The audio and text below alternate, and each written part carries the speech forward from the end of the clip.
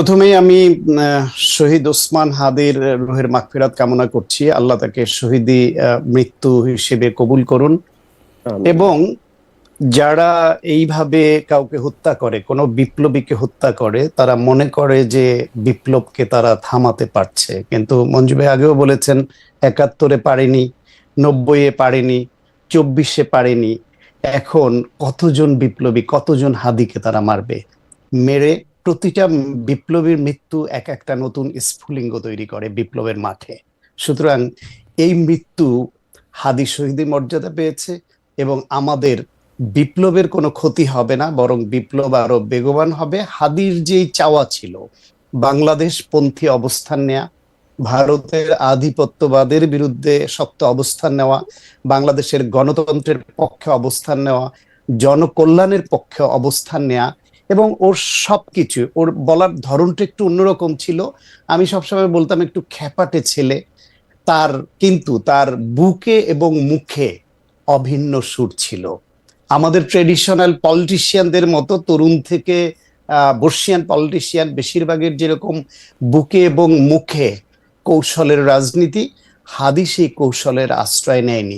বুকে যা বিশ্বাস করত, মুখে তাই বলতো, তাই করত। গতকালকে একটা আমাদের জুলাই অভ্যুত্থানের আমাদের একজন নারী কর্মী, এনসিপির একজন নারী কর্মী মারা গেছেন। বলা হচ্ছে সে আত্মহত্যা করেছে, কেউ বলছে তাকে হত্যা করা হয়েছে। শি ওয়াজ অলসো মানে রিস্ক, সেও কিন্তু একটা থ্রেটেনিং এর মধ্যে ছিল। ঠিক আছে, আমি যেটা বলতে চাচ্ছি, সরকারের এই জায়গাটায় একদম আত্মোপলব্ধি করে এই ঘটনার পরে স্বরাষ্ট্র মন্ত্রণালয়ের উপদেষ্টার আমি মনে করি পদত্যাগ করা উচিত, মানুষের প্রতি সম্মান দেখিয়ে। তবে এই প্রশ্নটা আপনাদের দুজনের কাছেই আসলে প্রথম কথা, আমি ওসমান হাদির মৃত্যুকে এক ধরনের লস মনে করি, আনটাইমলি মনে করি, নিষ্ঠুর মনে করি, এবং তাকে গুলি করে পালিয়ে যারা যেতে পেরেছে ব্রড ডেলাইটে গুলি করে, সেইটাকে আমি তাকে ধরতে না পারার জন্য আমি আসলে সরকারকেও দায়ী করি। ব্রড ডেলাইটে গুলি করে একজন পালিয়ে যাবে, তাকে সরকার এখনো ধরতে পারে নাই, সে কোথায় পালিয়ে গেছে আমরা তা জানি না, এটার জন্য আমি সরকারকে দায়ী করি। আমি আসলে আপনার মন্তব্য শুনতে চাই মঞ্জু ভাই, এবং একই বিষয়ে আমি ডক্টর সায়ন্তকেও শুনতে চাই। জনাব খালিদ মহিউদ্দিন, আপনাকে ধন্যবাদ। আসলে তো ঠিক আপনার এই শোতে যখন ঢুকবো, আমার শরীরটা ভালো না গত কয়েকদিন থেকে। যখনই ঢুকবো সেই মুহূর্তেই আমার কাছে খুবই অথেন্টিক এবং গুরুত্বপূর্ণ জায়গা থেকে ফোনে সেই দুঃসংবাদটা জানানো হলো। আপনি তো জানেন যে আমরা গত কয়েকদিন থেকে আমরা খুবই বেদনাহত ছিলাম, এবং আমরা কি যে সময় পার করেছি, মানে গত কয়েকটা দিন নানা স্তরের পর স্তর, ঢাকা মেডিকেল কলেজ থেকে আপনার এভারকেয়ার হসপিটাল থেকে সিঙ্গাপুর থেকে গত মানে কয়েকদিন থেকে আমরা ভাবছিলাম যে তাকে কোনোভাবে সেভ করার জন্য আরো কোনো বেটার মানে সেন্টারে নেওয়া যায় কিনা। মানে বিশ্বাস করেন, আমরা মানে চোখের সামনে দিয়ে এরকম একটা ঘটনা, যার উপরে ঝুঁকি ছিল, যাকে হত্যা করার জন্য হুমকি দেওয়া হয়েছে, সেটা সবাই জানে, সরকার জানে, রাষ্ট্র জানে, মিডিয়া জানে, আইন শৃঙ্খলা রক্ষাকারী বাহিনী জানে। এই সবকিছুর সামনে তাকে গুলি করা হলো। এবং আপনি যেভাবে বললেন যে গুলি করার পরে খুনিরা পালিয়েও গেল এবং তাকেও আমরা বাঁচাতে পারলাম না। এই দায় বাংলাদেশ অতীতে কখনো এরকম মানে কোনো মৃত্যু বা কোনো ঘটনা দেখেছে কিনা, মিলবে কিনা আমি জানি না, হয়তো দুই একটা মিলতে পারে। কিন্তু এই যে একটা ঝুঁকি, এবং নির্বাচন ঘোষণার পূর্ব পর্যন্ত আমরা জানি যে তফসিল ঘোষণার পরে বাংলাদেশ 3 স্তরের নিরাপত্তায় চাদরে ঢেকে যাবে, মানে ব্যাপক ধরনের মানে আইন শৃঙ্খলা রক্ষাকারী বাহিনী একটা ভূমিকায় যাবে, এ ধরনের অনেক কথা আমরা শুনেছি। এবং সরকারের কাছ থেকে ওনারা নিরাপদ নির্বাচনের চাইতে ওনারা বারবার যেটা বলেন যে উৎসব মুখর নির্বাচন হবে। এটা কি মৃত্যুর উৎসব? এটা কি মানে আমাদের বুক ভেঙে যাওয়ার? মঞ্জু ভাই, আমরা ইলেকশনটা নিয়ে কথা বলবো, কিন্তু আপনি আমাকে একটু বলেন তো মঞ্জু ভাই, আমি ধরেন ডক্টর সায়ন্তকেও আমার একই জিজ্ঞাসা। বাংলাদেশের সড়কগুলো এখন, বিশেষ করে ঢাকা শহরের সড়কগুলো এখন সিসি ক্যামেরার আওতায় আসে। প্রকাশ্য দিবালোকে পয়েন্ট ব্ল্যাঙ্ক রেঞ্জ থেকে একজনকে গুলি করে পালিয়ে যাওয়া, মানে তারপরে অন্ততপক্ষে সীমানা পার হইতে হইলেও তার 13-14 ঘন্টা সময় পাওয়া গেছে। বাংলাদেশে 9টা 10টা কম্পিটেন্ট গোয়েন্দা সংস্থা আছে। মানে এটা কি, এটা কেমনে সম্ভব? এবং আপনি যে নিরাপত্তার ঝুঁকির কথা বললেন, সেই নিরাপত্তার ঝুঁকি এখন এটা তো প্রতিটা লোক নিজের অনিরাপদ মনে করবে, যার চেহারা মানে এটা মঞ্জু ভাই আপনি তো খুব ভালো করে জানেন যে আমরা অনিরাপদ অনেকদিনই মনে করছি, কিন্তু কিছুটা নিরাপত্তা আমরা বোধ ছিল যখন সূর্যের আলো আছে, মানুষজন আছে, আমাদেরকে মনে হয়েছে যে না আমরা এরকম করে করলে এটা হবে না। এইটা কি প্রেসিডেন্স হইলো এবং সরকারের কি দেখাইলো? হ্যাঁ, অ্যাক্সিডেন্ট হবে, মানুষ তো অপরাধপ্রবণ, অপরাধ করবে, কিন্তু ও যে পালায় গেল বা পালায় গেল বলে আমরা শুনলাম, আমরা তো এই সরকারকে এটা কেমনে সম্ভব? দেখেন খালেদ ভাই, আমরা কিন্তু চরম অনিরাপদ অবস্থায় গত 10-12টা বছর কাটিয়েছি আমরা, হ্যাঁ। এবং লাস্ট যে সময়টা আমরা কাটিয়েছি, আমি যখন অনিরাপদ থাকি তখন কিন্তু আমি আমার একটা নিজস্ব ঝুঁকি ব্যবস্থা নেই। এবং সেই অনিরাপদটা কি ছিল দেখেন, আমরা যখন আওয়ামী লীগ পিরিয়ডে অনিরাপদ ছিলাম, সে অনিরাপত্তা ছিল পুলিশ থেকে, সে অনিরাপত্তা ছিল যে আমাদেরকে কেউ তুলে নিয়ে চলে যাবে, আমাদের রাতের বেলায় গভীর রাত্রে এসে বাসা থেকে তুলে নিয়ে যাবে। বেসিক্যালি আমরা বেশি শঙ্কিত ছিলাম হচ্ছে পুলিশ মানে মানে সরকারি বাহিনীর দ্বারা, এন্ড সেকেন্ডারি স্টেজে ছিল ছাত্রলীগের গুন্ডা পান্ডা বা আওয়ামী লীগের সন্ত্রাসীদের দ্বারা। এটা ছিল সেকেন্ডারি স্টেজ। এখনকার যে স্টেজটা আপনি দেখেন, একটা হচ্ছে প্রকাশ্যে আপনাকে হুমকি দেওয়া হচ্ছে এবং আবার রাষ্ট্র আবার বলছে আমি আপনার জন্য নিরাপত্তার ব্যবস্থা করেছি। আচ্ছা, সেই জায়গায় ধরে নিলাম যে তারা আরো গভীর ষড়যন্ত্র করে তার কাছে গিয়ে একেবারে একটা মাস্টার প্ল্যান করে তাকে হত্যা করলো। হত্যা করার পর কিছুক্ষণের মধ্যেই জানা গেল কারা হত্যা করেছে।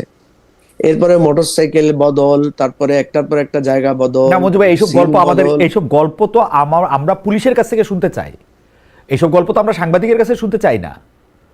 মোটরসাইকেল বদল করছে নাকি কি করছে সেটা তো একটা পুলিশ বলবে। পুলিশের স্বরাষ্ট্র মন্ত্রণালয় আইসা বললো যে 50 লাখ টাকা পুরস্কার দিব। মানে আশ্চর্য ঘটনা, মানে সিসি ক্যামেরায় দেখা যাচ্ছে একটা গুলি করার পরে, জি, এই ঘটনার পরে বাংলাদেশের গোয়েন্দা, বাংলাদেশের পুলিশ ব্যবস্থা নাই, এটা ডিক্লেয়ার করা হোক, আমরা আমাদের নিরাপত্তা নিয়ে চলবো। খালেদ ভাই, আমরা কিন্তু মানে বাংলাদেশের মানুষ তো এমনি জান হাতে নিয়েই চলে। ধরেন আমাদের সড়ক নিরাপত্তা কি আছে বলেন? আমরা তো সরকার তখন বলল যে আপনাদের যারা প্রার্থী আছেন আপনাদেরকে একটা করে পিস্তল দিয়ে দিবে, আবেদন করলে আপনারা নিরাপত্তা নিয়ে চলবেন, আপনারা একজন আরেকজনকে গুলি করতে করতে থাকবেন। এই হচ্ছে সরকারের অবস্থা।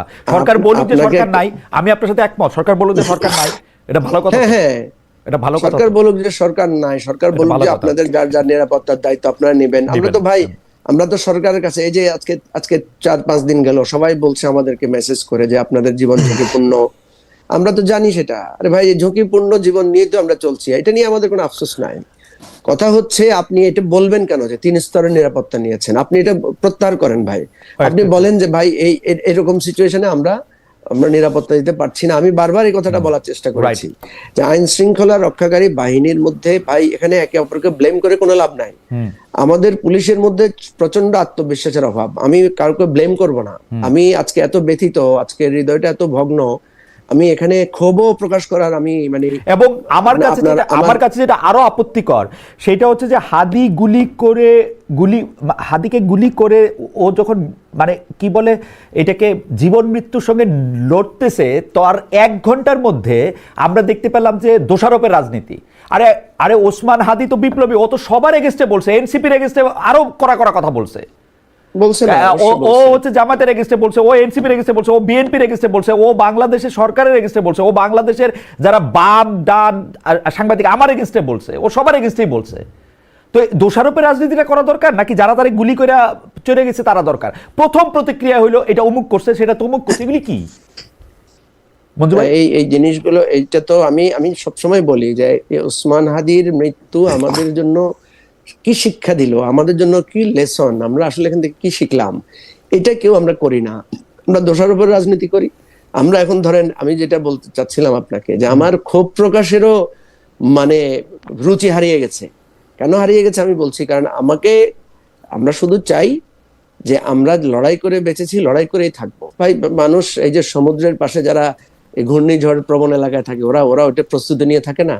আমাদেরকে এত আশ্বাস দেওয়া তো দরকার নাই। আমাদেরকে এত উৎসব মুখর রাজনীতি, উৎসব মুখর নির্বাচন, খুব 4 স্তরের নিরাপত্তার গল্প শোনানোর কোনো প্রয়োজন নাই। আল্লাহর ওয়াস্তে আমি সরকারের কাছে অনুরোধ করবো, এগুলো এই বাগাড়ম্বর বাদ দেন। আপনারা জানাই দেন যে আমাদের পুলিশের কোনো মোরাল নাই, আমাদের আর্মির কোনো মোরাল নাই, ভেঙে গেছে। এখন আসেন আমরা সবাই মিলে মোরাল উদ্ধার করতে পারি কিনা। আদার দেন দেখেন একটা মানে আমাদের এখানে সংস্কার নির্বাচন নিয়ে আমরা অযথা বিতর্ক করেছি। বিএনপি জামাতের এই বিতর্কের বিরুদ্ধে আমি আপনার শোতে পর্যন্ত বলেছি, একটা রাষ্ট্র এরকম একটা বিপর্যস্ত অবস্থার মধ্যে আছে। শেখ হাসিনা একটা অপ্রতিষ্ঠিত মহিলা, উনি রাষ্ট্রটাকে কোথায় নিয়ে গেছে? হেলিকপ্টার থেকে গুলি করে। কোন রাষ্ট্রে শুনেছেন হেলিকপ্টার থেকে গুলি করে নাগরিককে মারতে?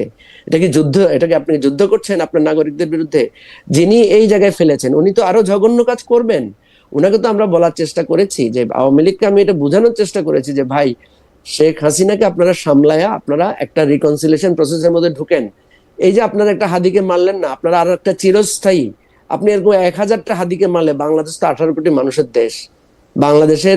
বাংলাদেশের লক্ষ লক্ষ মানুষকে হত্যা করে পাকিস্তানিরা কি ভাই পারছে আমাদের স্বাধীনতার আশা দমাইতে পারছে? এরশাদ পারছে? কেউ তো পারে নাই। তো এই জিনিসগুলো আর কত টেস্ট করবেন আপনারা? এই যে ওসমান হাদিকে মারছেন, আপনি বিশ্বাস করবেন না যে কি পরিমাণ আওয়ামী ঘৃণা আরো মানুষের মধ্যে উৎপাদিত হবে, এবং এই ঘৃণার রাজনীতি তো নতুন করে আবার একটা মানে চক্রাকারে তৈরি হবে। এটা তো শেষ হবে না। এবং এইটা যুগ যুগ ধরে যদি আপনারা চলমান রাখতে চান, এবং এটা দিয়ে যদি মনে করেন যে বাংলাদেশ একটা নতুন রাজনৈতিক বন্দোবস্তে যাবে, এটা তো যাবে না কখনো। এবং এই ভুলটা জি না মুজিব ভাই, আপনি শেষ করলে আমি আবার মানে আপনি যেখান থেকে শুরু করেছেন সেটা নিয়ে আমরা আরেকটু আলোচনা করি। আপাতত আপনি যদি সরকারের জায়গা থেকে বা আপনি শেষ করেন মুজিব ভাই, আমার আসলে আপনাকে মানে আমি বলছি এটা এমন একটা সরকার যাদের ন্যূনতম জ্ঞানবোধ নাই। যে আচ্ছা বলেন, একটা উপদেষ্টা এখন পর্যন্ত রিজাইন করেছে, এতগুলো ঘটনা ঘটেছে একটার পর একটা। গতকালকে একটা আমাদের জুলাই অভ্যুত্থানের আমাদের একজন নারী কর্মী, এনসিপির একজন নারী কর্মী মারা গেছেন। বলা হচ্ছে সে আত্মহত্যা করেছে, কেউ বলছে তাকে হত্যা করা হয়েছে। শি ওয়াজ অলসো মানে রিস্ক, সেও কিন্তু একটা থ্রেটেনিং এর মধ্যে ছিল। ঠিক আছে, আমি যেটা বলতে চাচ্ছি, সরকারের এই জায়গাটায় একদম আত্মোপলব্ধি করে এই ঘটনার পরে স্বরাষ্ট্র মন্ত্রণালয়ের উপদেষ্টার আমি মনে করি পদত্যাগ করা উচিত, মানুষের প্রতি সম্মান দেখিয়ে। মুজিব ভাই, এটা নিয়ে আপনি একটু বলবেন। আপনি যেহেতু সরকারের ভিতরে খোঁজ খবর রাখেন, সরকার আপনার সাথে আসলে অনেক বিষয় নিয়ে কথা বলে। অনেকে এই কথাও বলেন যে আপনি আসলে সরকার যেভাবে পরিচালিত হয় সেই পরিচালন প্রক্রিয়ার মধ্যেও থাকেন। আমি এটা এটা সেকেন্ড প্রশ্ন আমি একটু ডক্টর শান্তকে শুনে আসি। সেটা হচ্ছে কি, আসলে স্বরাষ্ট্র উপদেষ্টা ছাড়াও এখানে যেহেতু স্বরাষ্ট্র মন্ত্রণালয়ের দায়িত্ব নিয়ে একজন বিশেষ সহকারী আছেন, আইজি আছেন, তারাও কি মানে মানে এটা কি একটা অতি সন্ন্যাসীতে গাজর নষ্ট, too many cooks in the kitchen কিনা, সেইটাও আপনি আমাদের যদি একটু বলেন। আমরা একটু ডক্টর সায়ন্তকে শুনে আসি। ডক্টর সায়ন্ত, আমার আসলে কোনো কিছু প্রশ্ন করার নাই, আপনি একটু যদি বলেন যে মানে অ্যাক্সিডেন্ট হইতে পারে, পৃথিবীর অনেক উন্নত দেশেও আসলে পলিটিশিয়ানদেরকে আমরা মানে বিভিন্ন ধরনের ঝুঁকি, নিরাপত্তার অভাব এগুলি আমরা দেখছি, কিন্তু প্রকাশ্য দিবালোকে এই ঘটনা ঘটায় আজকে এইটার গত শুক্রবার বাংলাদেশ সময় 2টার এদিক ওদিক এই ঘটনা ঘটছে। তারপরে আজকে এটা বৃহস্পতিবার বাংলাদেশ সময় এখন রাত 10টা 13 বাজে, মানে 10টা 13 বাজে, রাইট? তো ওই সময় পর্যন্ত ওকে মানে পুলিশ বাহিনী ওকে ধরতে পারবে না। মানে ওর বাবা মাকে ধরবে, অমুকের এইটাকে ধরবে, তমুকের এটাকে, একে দোষ দিবে, তাকে দোষ দিবে। এটা কিরকমের মধ্যে পড়লাম শান্ত ভাই, আপনি যদি আমাদের একটু বলেন। আপনার প্রথমেই আমি শহীদ ওসমান হাদির রুহের মাগফিরাত কামনা করছি। আল্লাহ তাকে শহীদি মৃত্যু হিসেবে কবুল করুন।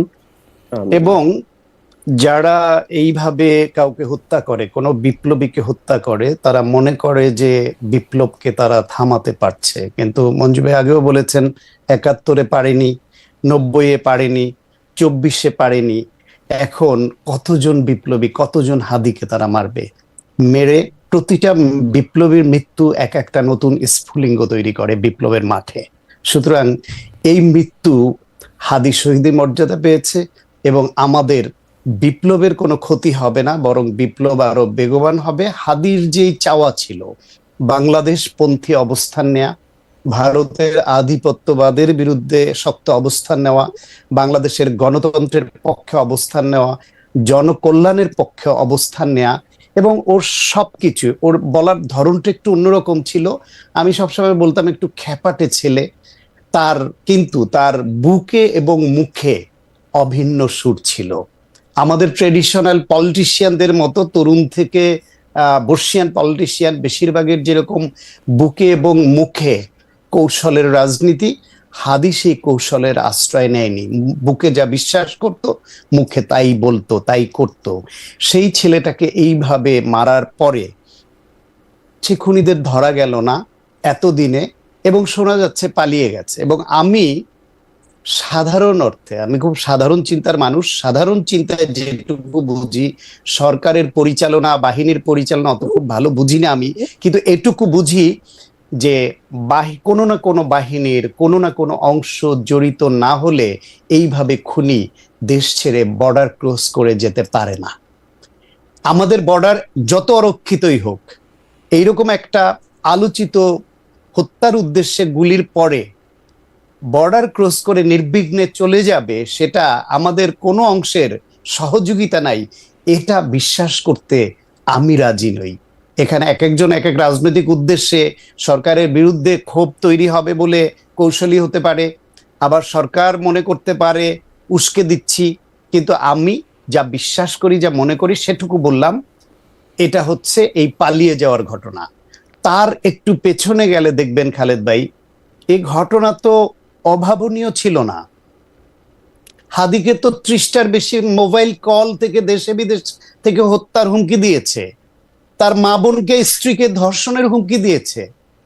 এটা তো একেবারেই সবাই, এই কমপ্লেনটা সরকারের ঊর্ধ্বতন মহলে জানিয়েছিল। তো তার থেকে বড় হলো, আওয়ামী লীগের 16 বছর ধরে যে অবৈধ অস্ত্রের ঝনঝনানি বিভিন্ন জায়গায় দেখেছি।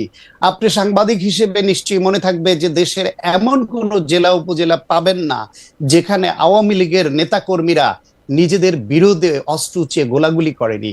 তার ভিডিও, ছবি সব পাবেন। তাদের সেই অস্ত্রগুলি কোথায় গেছে? নিশ্চয়ই দেশের বাইরে অবৈধভাবে পালিয়ে অস্ত্র নিয়ে যেতে পারেনি। ডক্টর সাহেব, আমি জানি না, মানে আমার কাছে কিন্তু সবসময় মনে হয় যে আওয়ামী লীগের যে অস্ত্রের রাজনীতি, সেটা কোনো আদর্শের রাজনীতি না। তারা কোনো আদর্শের রাজনীতি দিয়ে প্রভাবিত হয় না। তারা হচ্ছে, আসলে আমি তাদের কোনো দল মত আদর্শের লোকও বলতে চাই না। তারা হচ্ছে শুটার, তারা হচ্ছে কিলার। এই শুটার এবং কিলারদের ভাড়া করা, এখন আমি শুনতেছি যার বিরুদ্ধে অভিযোগ, তাকে আবার এই সরকারের সময় জামিন করা হয়েছে। মানে জামিন হয় নাই, মানে সাংবাদিকদের জামিন হয় নাই হচ্ছে সহযোগী বইলা খ্যাত সুশীলদের, আর জামিন হয়ে গেছে এরকম শুটারের। মানে এখন এটা আপনি আওয়ামী লীগের দোষ দিতে পারেন, এখন এটা আওয়ামী লীগের দোষ দিতে পারেন, আওয়ামী লীগের দোষ, আওয়ামী লীগের দোষ না, না, না, আওয়ামী লীগের দোষ না। আপনি আমাকে কথাটা আর এক মিনিট শেষ করতে দিলে বুঝবেন যে আমি গোলটা কোথায় নিতে চাই। জি জি প্লিজ। তাহলে সেই আওয়ামী লীগের অবৈধ অস্ত্র আছে। এই গণঅভ্যুত্থানের সময় বিভিন্ন থানা লুট হয়েছে, সেই থানা থেকে পুলিশ হেডকোয়ার্টার বলেছে 5700-র উপরে অস্ত্র লুট হয়েছে, সেগুলো রিকভারির চেষ্টা করেছে। হেডকোয়ার্টারের তথ্য মতে 1300 উপরে অস্ত্র এখনো রিকভার হয় নাই, ফেরত আনা যায় নাই। তার মধ্যে এলএমজি আছে, এসএমজি, মেশিন গান, রাইফেল, বিভিন্ন রকমের আগ্নেয়াস্ত্র আছে। এই অভিযোগও আছে যে 5000-এর উপরে অস্ত্র জমা পড়েছে, সেখানেও লুট হয়েছে সচল ভালো অস্ত্র, জমা দেওয়ার সময় অচল অস্ত্র জমা দেওয়ার ঘটনা, এরকম অভিযোগও শুনছি। তাহলে সেই যে লুট হয়ে যাওয়া সেই অস্ত্রগুলো পেশাদার খুনিদের হাতে হস্তান্তর হতে পারে। 3 নাম্বার হলে, এই যে অবৈধ অস্ত্রগুলো চালানোর জন্য পেশাদার খুনি দরকার, যে এইরকম শুটার যে এইভাবে শুট করে এক গুলিতে মেরে ফেলতে পারে, সেই শুটার দরকার। তাহলে সেই শুটাররা আপনার জেল থেকে পালিয়ে গেল, যারা যে খুনি অপরাধী গোষ্ঠী, তাদেরকে আবার জেলে ব্যাক করানো গেল না, এই সরকার পারল না। সন্ত্রাসী অপরাধী যারা জেলে ছিল তাদেরকে এই শুটারের মতোই তাদেরকে জামিন দেয়া হলো এইভাবে। তাহলে আপনার অবৈধ অস্ত্র আছে, দীর্ঘদিন ধরে কামাই করা অবৈধ টাকা আছে, পেশাদার খুনিও আছে। তাদের ধরবার জন্য আমরা কোনো অভিযান দেখলাম না। হাদির হত্যাকাণ্ডের পরে বা হত্যার উদ্দেশ্যে গুলির পরে এখন একটা অভিযান শুরু হয়েছে। কেন এই সরকারের যারা বসে আছে তারা কি এতটা বিকলাঙ্গ মস্তিষ্ক নিয়ে ঘোরেন, রাষ্ট্র চালান, যে তাদের মাথায় এটা আসে না যে আমি একটা নির্বাচন করব যেখানে পতিত আওয়ামী লীগ, তাদের হাতে টাকা আছে, অস্ত্র আছে, বিদেশে বসে তাদের সাইকোপ্যাথ নেত্রী অডিও মেসেজ দিচ্ছেন যে করে দেখাও, সেইখানে তারা যে এরকম করতে পারে, একদিকে আওয়ামী লীগ, একদিকে তাদের পোষ্য পেশাদার খুনি, অথবা তারা রাষ্ট্রটাকে ডিস্টেবিলাইজ করতে চায় এবং যে কোনো দুর্ঘটনা যে কোনো সময় ঘটবে। এটা কি এই সরকারের কারো মাথায় ছিল না? এত বোকা মনে করেন? তাহলে তারা করলো না কেন? সক্ষমতার অভাব, চিন্তা শক্তির অভাব, নাকি সদিচ্ছার অভাব? চেয়ারে বসে আছেন, মৌজ মাস্তি করছেন, কিন্তু জনগণ তাদের নিরাপত্তা দিচ্ছেন না। মাঝে মাঝে বলে যে এই রাজনৈতিক নেতাদের প্রার্থীদের নিরাপত্তা দেবে। আপনি কয়জনকে নিরাপত্তা দিবেন? কয়জনকে গানম্যান দিবেন? যেখানে হাজার হাজার অস্ত্র, হাজার হাজার খুনি ঘুরছে, তাদের বিরুদ্ধে অভিযান নাই, পাকড়াও করার ব্যবস্থা নাই, আর আপনি জনে জনে গানম্যান দিয়া তাদেরকে জনসম্পৃক্ততা থেকে দূরে রাখবেন? সেটা কি রাজনীতি? তাহলে এদের দায় নিতে হবে। আর আগেই বলেছি, এই গুলি করার পরে সে পালিয়ে যাওয়া, আবারও আমি উচ্চারণ করি, এজেন্সির সহযোগিতা ছাড়া এইভাবে কোনো খুনি আমার দেশ থেকে যদি বর্ডার ক্রস করে চলে যেতে পারে, তাহলে এই দেশ রাখার দরকার নাই। এই দেশ পাকিস্তানের হাতে দিয়ে দেন, নাহলে ভারতের হাতে দিয়ে দেন, তারপর আমরা অন্য রাষ্ট্রের প্রজা হয়ে থাকি। আমি তো স্বাধীন সার্বভৌম দেশের নাগরিক। আমি তো এই দেশে বুক ফুলিয়ে চলতে চাই। আমি তো এই দেশে নিরাপত্তা নিয়ে চলতে চাই। আমি এদেরকে বাক স্বাধীনতা বলতে চাই, সত্যকে সত্য, মিথ্যাকে মিথ্যা বলতে চাই। আমার বাক স্বাধীনতা কেড়ে নেওয়ার জন্য আপনি এত সিদ্ধহস্ত? আপনি নানান ইউটিউবারের কথায় আপনি ইনফ্লুয়েন্সড হয়ে যাবেন, এরে ধরবেন ওরে ধরবেন, আর খুনি ধরতে পারবেন না আপনি, তারপর বড় বড় কথা বলবেন। আজকে হাদির যে হত্যাকাণ্ড, এই হত্যাকাণ্ডে ওই খুনিদের দায় যতটুকু, তার থেকে অনেক বেশি দায় এই সরকারের। এখন একজন হাদি হত্যাকাণ্ডের শিকার হয়েছেন বলে বাকি হাদিরা যারা এখন আছে তাদের তো বাঁচতে হবে। তাদের থ্রেট করার জন্যই তো এই গুলি। না মানে বাকি হাদি মানে ডক্টর সায়ন্ত, আমি যেটা যে জায়গায় বলতে চাই সেটা হচ্ছে যে কারা হাদি না আসলে। এখন তো একটা সময়ের মধ্যে তো হ্যাঁ সবাই মানে এটা তো আপনি নিরাপত্তার জায়গা থেকেও বিপ্লবের জায়গা থেকেও কেউ হয়তো হাদির মতো সুন্দর করে বলতে পারে, কেউ হয়তো বলতে পারে না, কেউ হয়তো অত উচ্চকিত কণ্ঠে বলে, কেউ হয়তো উচ্চকিত কণ্ঠে বলে না। যারা মানে আমি জানি না, মানে মঞ্জু ভাই ইন্টারাপ্ট করতে চাইতেছিলেন বা মঞ্জু ভাই কথা বলতে চাইতেছিলেন, সায়ন্তর কথা শেষ হলে আমরা একটু মঞ্জু ভাইয়ের কাছে যাই। মঞ্জু ভাই দেখেন, আপনারা সরকারের সংস্কারের কথা বলতে গিয়ে সরকার, বিএনপি, আপনারা জামাত এই 11 মাস 14 মাস 15 মাস ধরে সরকারের বিভিন্ন বড় বড় লোকজনের সাথে বসে বসে সংস্কার টস্কারের কথা বলে, যে কথা আসলে আপনিই তুলছিলেন। কিন্তু মানে আমি কয়েকদিন আগে বাংলাদেশে ঘুরে গেছি, আপনার সঙ্গে আমার কয়েকবার দেখা হয়েছে। সাধারণ মানুষের মধ্যে যে নিরাপত্তা বোধের অভাব, এইটা তো হাদি আজকে গুলি খাইয়া মইরা চোখে আঙ্গুল দিয়ে প্রমাণ করার আগেও এটা ছিল। তো সরকার কি করছে এটা করার জন্য? মানে সরকারের লক্ষ্যটা কি আসলে, কি করতে চায়? মানে নির্বাচন হবে, সংস্কার হবে, সংবিধান ঠিক হয়ে যাবে, আমরা সবাই ভালো হয়ে যাব, পৃথিবীর সবচেয়ে ভালো ইলেকশন হবে, মানে আসলে করতে চাই কি? মানে আপনি আমাদের একটু যদি বুঝায় বলেন যে সরকার আসলে কি করতে চায়। সায়ন্ত আরো একটু বাইরে গিয়ে বলছে যে এরকম না পারলে ছাইরা দেন, আমরা আমাদের মতো করে দেখি। সেটা আপনি বলছেন, সায়ন্ত বলছে বেশি দরকার নাই তেলে। না না খালেদ ভাই, আমি শান্ত ভাইয়ের ওই কথার সাথে একটু দ্বিমত করি। প্রথম কথা হচ্ছে যে এই যে ছেড়ে দেন আমরা আবার হয়ে যাই, এটা কোনো সমাধান না।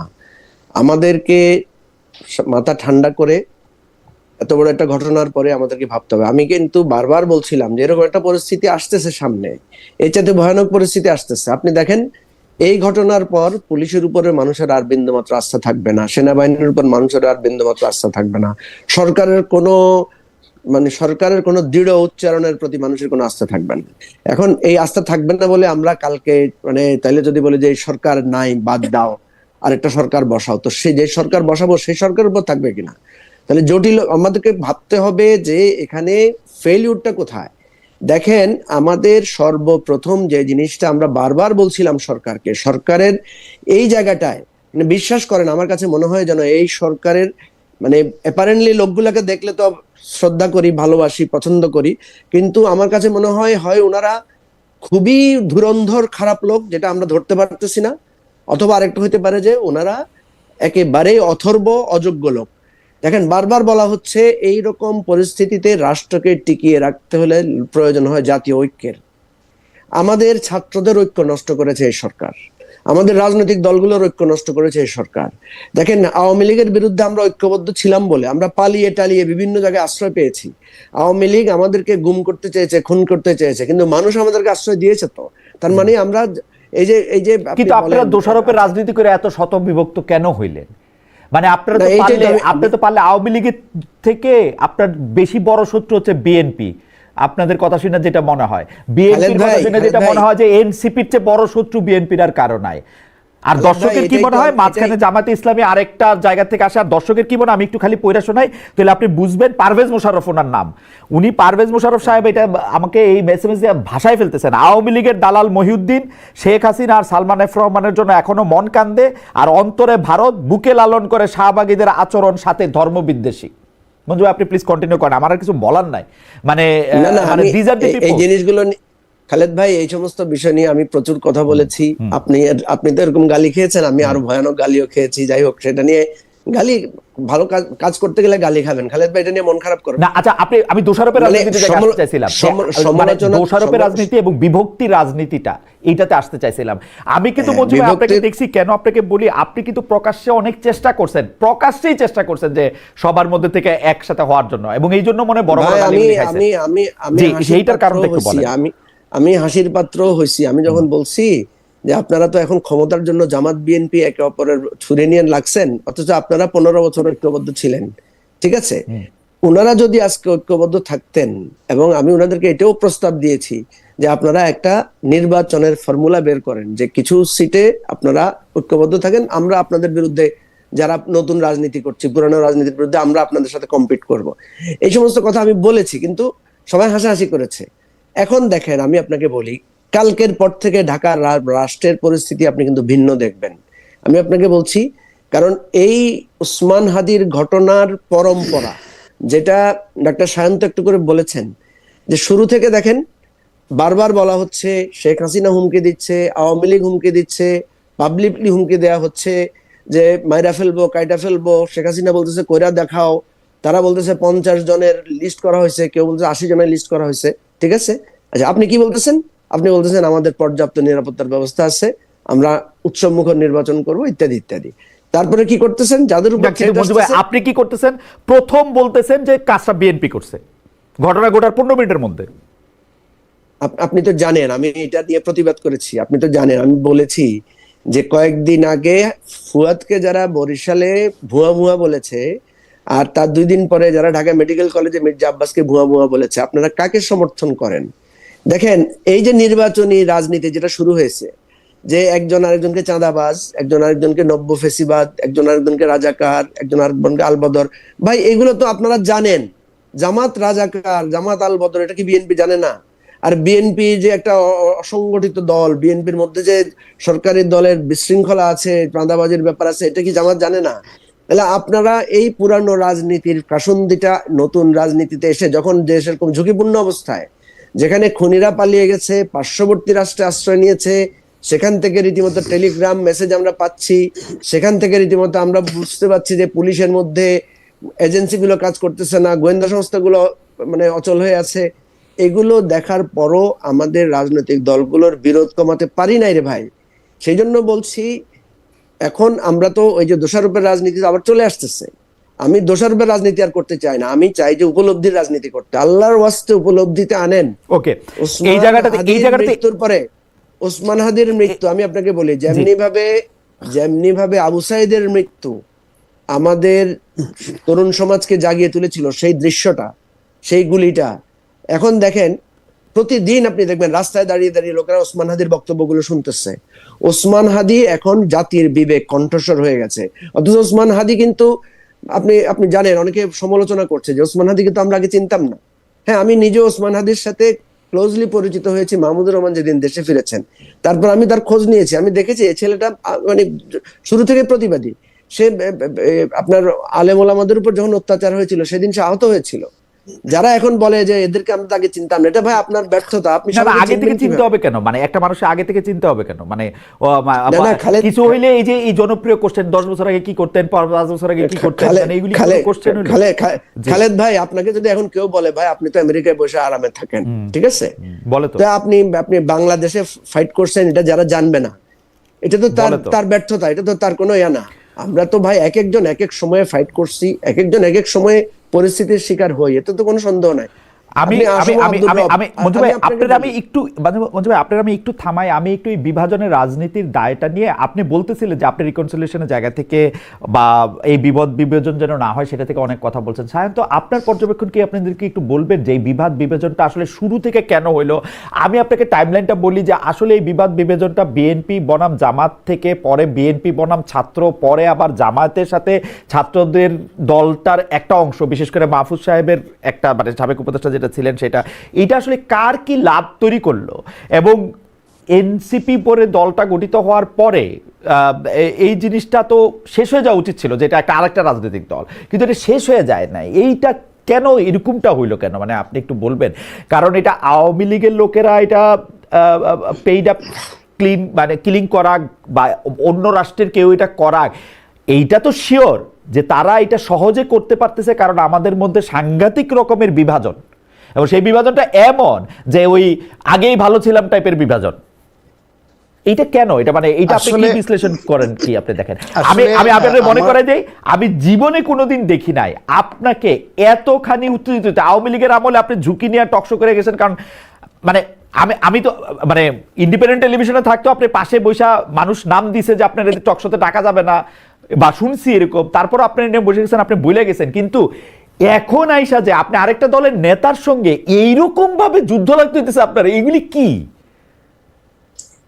আসলে ভালোই ধরছেন শান্ত, ভালোই মানে এগুলি কি আমি জীবনে দেখি নাই। আসলে সায়ন তো এখানে বৈশা আমি উপলব্ধি করি। আওয়ামী লীগের লোকরে আমি বলি এটা একটু মানে আজকে শেয়ার করতে, আজকে প্রশ্ন করার মুডই নেই আমার। মানে এই যে 2019 সালের আগ পর্যন্ত তো মানে 2018 নির্বাচন আগ পর্যন্ত আমি নিয়মিত দেশে, তখন 2018 ইলেকশনের আগে বলা হইলো কারে কারে নাকি বলছে ডক্টর সায়ন্তরে নেওয়া যাবে না শোতে। এখন আমার তো যেটা নেওয়া যাবে না আমারে বলেন, আমি কানে আসলে তারই নেই, সায়ন্তরে নেই। সায়ন্ত আরাম করে ডিসেম্বরে এখানে বৈশা বৈশা মানে আওয়ামী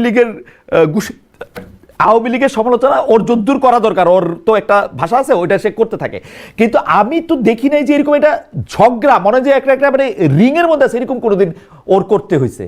ওই ওর মতো করে ওই কইছে যে ধরে লয়ে গেলে ধরে লয়ে যাবে, জেলে লয়ে গেলে জেলে যাবে। এখন হইছেটা কি আসলে সায়ন্ত, আমার একটু যদি বুঝায়। আসলে 24-এর গণ অভ্যুত্থান যেটা, এই গণ অভ্যুত্থানটা একটা বৈষম্য বিরোধী, মানে চাকরির কোটাকে কেন্দ্র করে এসে শেখ হাসিনার বক্তব্যের কারণে হঠাৎ করে স্ফুলিঙ্গ তৈরি হয়ে একটা অভ্যুত্থান হয়ে গেছে এবং আমরা জয় পেয়ে গেছি। এটা রাজনৈতিক সংস্কারের অভ্যুত্থান মাথার মধ্যে ঢুকে নাই তখন।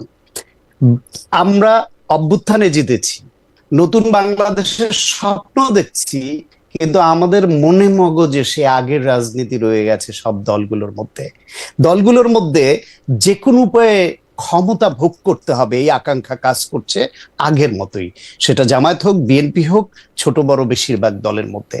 তাহলে প্রতিযোগিতাটা যখন হয় যে কোনো উপায়ে রাষ্ট্রীয় ক্ষমতা ভোগ করতে হবে এবং আমি এমপি হওয়া মন্ত্রী হওয়া বা ক্ষমতার কাছাকাছি থাকা মানে এই দেশে আমি হেডমলা একজন হয়ে যাব, এটা আমি দেখাতে চাই। ভেতর থেকে তো এই আকাঙ্ক্ষাটা মরে নাই, যে কারণে পরবর্তীতে সে কে কাকে কিভাবে ঘায়েল করবে।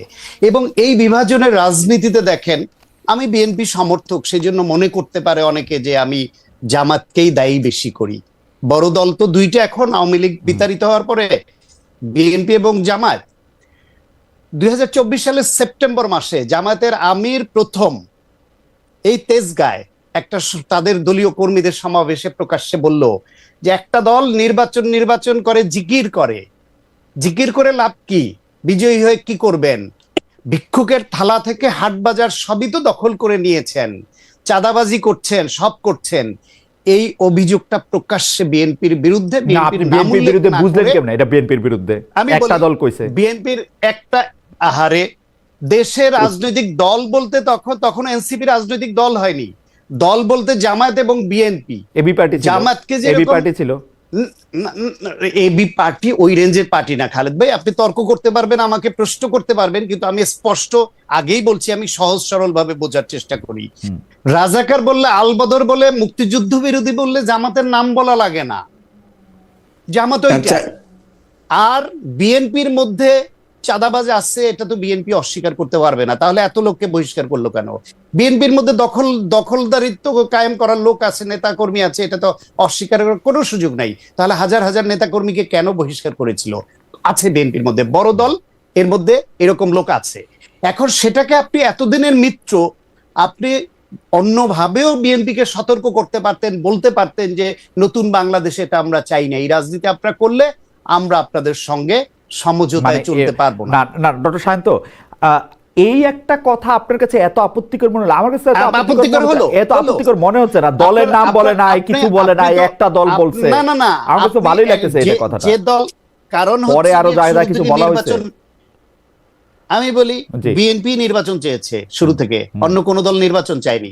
একটা দল নির্বাচন করে জিকির করছে, জিকির করে লাভ হবে না, সব দখল করে নিয়েছে, চাঁদাবাজি, ভিক্ষুকের থালা থেকে হাট বাজার। সংস্কারটারে দেরি করলো, বিএনপি তো সংস্কারটারে দেরি করলো 12 মাস। হ্যাঁ হ্যাঁ, যা পরে মানছে তা আগে মানলে তো, যা পরে মানছে তা আগে মানলে। প্রথম কথা হলো এই অভিযোগটা নাম উল্লেখ না করে বিএনপির বিরুদ্ধে করা খুব জরুরি ছিল না, এটা বিভেদকে প্রথম সূত্রপাত ঘটালো। তারপরে রিপ্লাই দেখেন, বিএনপি মহাসচিব আবার জামায়াতের নাম উল্লেখ না করে তাদের এই যে ধর্মের অপব্যবহার, মুক্তিযুদ্ধের ভূমিকা, এটা নিয়ে আবার বক্তব্য দিল। হয়ে গেল না পাল্টাপাল্টি? নাম কিন্তু কেউ উল্লেখ করেনি, কিন্তু তারাও জানে কাকে গালি দিচ্ছে, আমরাও জানি, সরল মানুষ যারা, আমাদের অত পিএইচডি করার দরকার হয় না এটার জন্য। এই যে একে অপরের বক্তব্য, পাল্টা বক্তব্য চলতে থাকলো, এর পেছনে কারণ কি ছিল? কারণ ছিল হচ্ছে জামাতের উদ্দেশ্য বিএনপিকে এইভাবে কালিমা যুক্ত করে, একটা খুন হইলে বিএনপিকে অভিযুক্ত করে বিএনপির প্রতি মানুষকে খেপিয়ে ভোটটাকে তাদের দিকে নিতে হবে। আবার বিএনপির উদ্দেশ্য কি? জামায়াতের এই যে ধর্মের অপব্যবহার, তাদের ভোট দিলে ভেস্তে যাবে এরকম বক্তব্য, তাদের শাহজাহান চৌধুরীর যে ফ্যাসিবাদী বক্তব্য, তাদের ৭১-এর ভূমিকা, এগুলা তুলে ধরে জামাতের ভোট কমাতে হবে, আমাদের বাক্সে আনতে হবে। প্রতিযোগিতা তো সিম্পল এইটা। এদের রাজনীতির মধ্যে দেশের ভবিষ্যৎ গণতন্ত্রের প্রতিযোগিতা তো আমরা এই রাজনীতিতে অন্তত দেখছি। ডক্টর সায়ন্ত, আপনি আমাকে একটা সিম্পল প্রপোজিশনের ব্যাপারে একটু আমার একটু আলোকপাত করেন তো। ধরেন বিএনপি যে সময় থেকে ইলেকশন চাইতে শুরু করছে, ডক্টর মোহাম্মদ ইউনূস তার পারিষদ নিয়ে ক্ষমতায় আসার পর, তো এটা তো একদম স্পষ্ট, ওই সময় যদি ইলেকশনটা ওনারা দিয়ে দিতেন, বিএনপি একটা সাংঘাতিক সংখ্যাগরিষ্ঠতা নিয়ে সরকার গঠন করত, 280টা, 285টা, 290টা।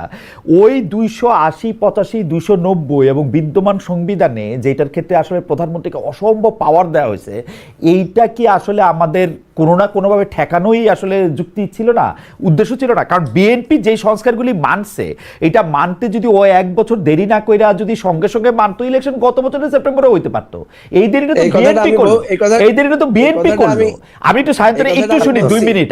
আমি মঞ্জু ভাইয়ের জন্য আলাদা প্রশ্ন আছে। মঞ্জু, এবার নির্বাচনের শুধু বিএনপি নির্বাচন চেয়েছে, কিন্তু তারপরও 3টা চাওয়া ছিল, সেটা বিএনপিরও চাওয়া ছিল, অন্য দলগুলোর আরো জোরালোভাবে ছিল। সংস্কার, বিচার, নির্বাচন। আগে নির্বাচন বলে নাই কেউ বলে নাই নির্বাচন, সংস্কার, বিচার, বলেছে সংস্কার, বিচার, নির্বাচন। তার মানে সংস্কার এবং বিচারকে একটা শেপে না আনা পর্যন্ত নির্বাচনটা এদেশে করা খুব সহজ ছিল না। আর সংস্কার হতে হলে সেইখানে বিএনপি দীর্ঘদিন ধরে রাষ্ট্র বাংলাদেশের মতো গেলে কি ধরনের সংকটে পড়তে হয় সে অভিজ্ঞতা তাদের আছে। তাদের বিরুদ্ধে যেরকম অনেক অন্যায় অভিযোগ আছে, অন্যায় তাদের জুলুম করেছে তারা, বিভিন্ন সে অভিযোগ আছে। রাষ্ট্র পরিচালনা করতে গিয়ে, তারা ভালো করতে গিয়ে কোথাও বাধাপ্রাপ্ত হয়েছে, সে অভিজ্ঞতাটাও তাদের আছে। সুতরাং তাদের অভিজ্ঞতা থেকে তারা বলবে। 1, 2 হলো বিএনপি হলো বাংলাদেশে এমন একটা দল যারা যেই দলের প্রতিষ্ঠাতা ৭১ সালে স্বাধীনতার ঘোষণা দিয়ে মুক্তিযুদ্ধ করেছেন, ফলে মুক্তিযুদ্ধকে আপফোল্ড করবে তারা সবার আগে। তারপরে 90, 24 এবং 90 এগুলোকে আপফোল্ড করবে। এই সব কয়টা বুকে ধারণ করা এবং সব কয়টায় জনমানুষের পক্ষে, স্বাধীনতার পক্ষে, গণতন্ত্রের পক্ষে যুদ্ধ করা দল হলো বিএনপি। তাদের সঙ্গে কোন একটা দল ৭১-এ বিরোধিতা করা, 24-এ পক্ষে থাকা, কোন একটা দল ৭১-এ ছিলই না, 24-এ পক্ষে থাকা, এদের কনসেপ্ট তো এক হবে, এটা তো আশা করাও ঠিক।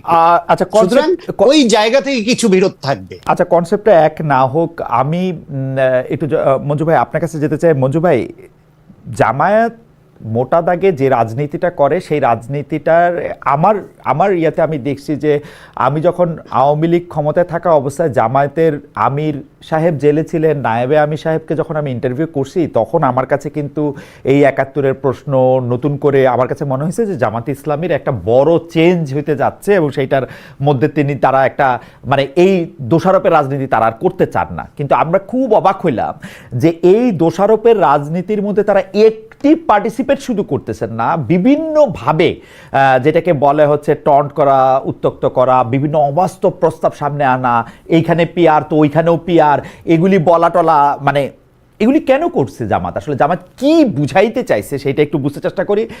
আপনারা যেই দলগুলি একসাথে জোট করছে, নির্বাচনী জোট, এনসিপি, রাষ্ট্র সংস্কারের হাসনাত কায়ুম ভাইকে বাদ দিলে জামায়াতের যে ওই রাজনীতি যেটাকে বিভাজনের রাজনীতি, সেটা এনসিপির মধ্যে এবং আপনার দলের মধ্যেও আমি সাংঘাতিকভাবে দেখি। এটা আমি আপনার দলের সাধারণ সম্পাদক বা আপনার দলের লোকদের মধ্যে আমি এটা সাধারণভাবে দেখি।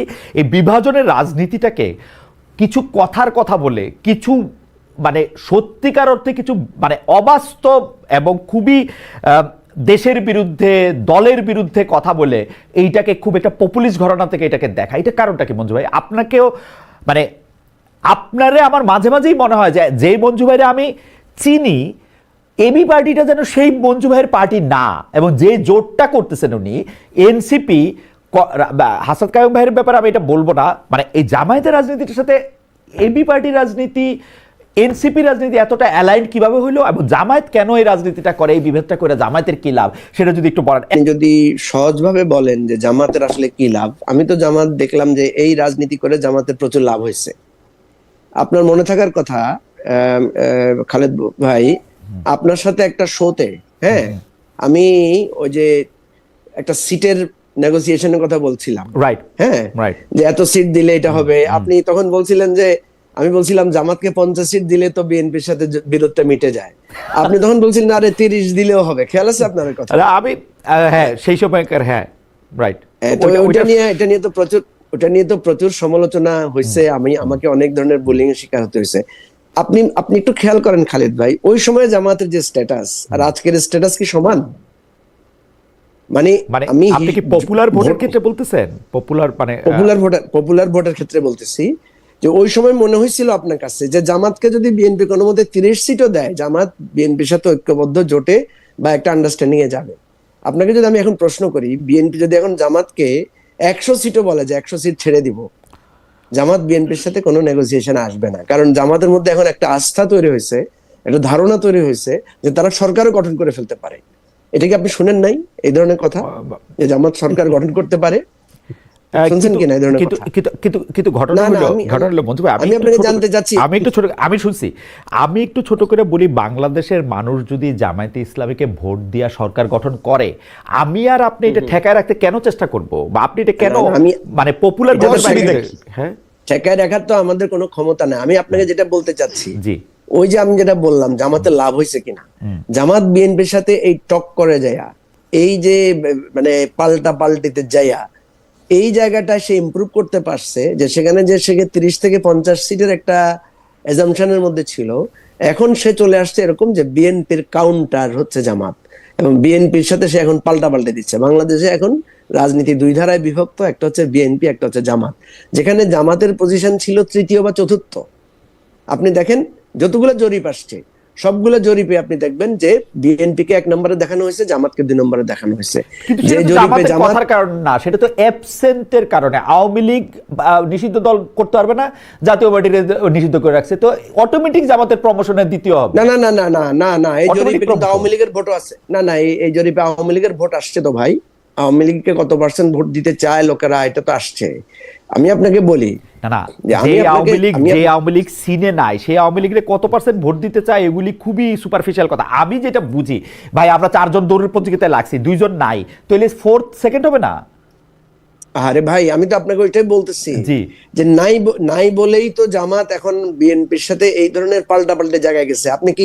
আপনি কি বিএনপির বিরুদ্ধে জামাতের গত 10 বছরে কোনো বক্তব্য আছে আপনার কাছে, এরকমের কোনো অভিযোগ? নাই তো। ও মানে না আমি বলতেছি না, 5ই না, আগস্টের না, আগে জামাত না। বিএনপির বিরুদ্ধে ধরনের কোনো অভিযোগ দিচ্ছে? বিএনপির বা বিএনপিও জামাত বিএনপির বিরুদ্ধে জামাতের এক ধরনের আমি যতদূর বুঝি আর কি এক ধরনের অনাস্থা ছিল, কারণ জামাতের নেতাদেরকে যখন মারা হয় বিএনপি সেভাবে অত বড় করে প্রতিবাদ করে নাই। বিএনপি আসলে ওই জায়গাটার মধ্যে থেকে ওইরকম রোলটা প্লে করে নাই। আপনার মনে থাকবে মঞ্জু ভাই, জামায়াত বিএনপিকে ছেড়ে যাচ্ছে সেটা কিন্তু মতিউর রহমান চৌধুরী ভাইয়ের মানবজমিন পত্রিকা রিপোর্ট করে দিছিল, কিন্তু এটা কিন্তু 5 আচ্ছা, আগস্টের আগের কথা। জি। আমি যে কথাটা আপনাকে বলতে আচ্ছা, চাচ্ছি আচ্ছা, এবার বলেন, বলি। বলেন, বলেন, আমি বলেন। যেটা বলতে চাচ্ছি জি। সেটা হলো যে জামাত বিএনপির বিরুদ্ধে আসলে কি বলছে, আর বিএনপি জামাতের বিরুদ্ধে আসলে কি বলে।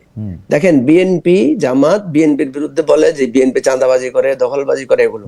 জামাত কি কখনো বিএনপি কে, মানে দেখবেন জামাত সবসময় জিয়াউর রহমানের প্রশংসা করে, জামাত সবসময় খালেদা জিয়ার প্রশংসা করে। একটা খালেদা জিয়ার বিরুদ্ধে কথা, একটা জিয়াউর রহমানের বিরুদ্ধে কথা, ইভেন তারেক রহমানের বিরুদ্ধেও জামাতের নেতৃবৃন্দের মুখে আপনি কোনো খারাপ কথা পাবেন না। ঠিক আছে?